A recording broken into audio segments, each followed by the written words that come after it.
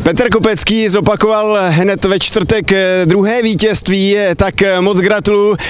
Pojďme porovnat ty dva úvodní parkoury pro mladé koně. Tak včera bol podľa mňa náročný, čo som videl pred 2 víkendmi, bol o mnoho jednoduchší parkour. Včera bol náročný, mám dobrého rýchleho koňa, s ktorým sa mi to aj včera podarilo s tým istým koňom a tak aj dneska zopakovať. Išiel čisto a v rozoskakovaní som bol najrýchlejší, som bol prvý jazdec, dal som všetko do toho, takže super. Kde se dalo nejlépe skrátit dnes?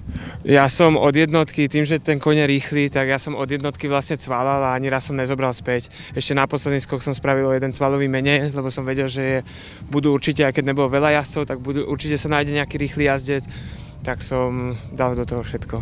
Budeš nám představit tvoji 5letou klisnu? Pôvod neviem, lebo ju mám týždeň, mám toho koňa, ale hovorím, skáče doma veľmi dobre, dlho nebola na pretekoch. Minulý víkend som ju mal v Rakúsku, tam bola druhá v 5-ročných koňoch, nedeľu vyhrala. Takže sme sa zoznámili dobre na normálnych národných pretekoch a teraz sa nám to podarilo na týchto medzinárodných. Jaké máš další svěřence tady na tomto meetingu? Tak ja mám ešte túto 5-ročnú kobylku, tá sa len učí, tá zbiera skúsenosti. Mám jedného 7-ročného na mladé kone. Potom mám svojho vlastného koňa, toho by som chcel ešte najväčšie súťaže, ktoré tu budú.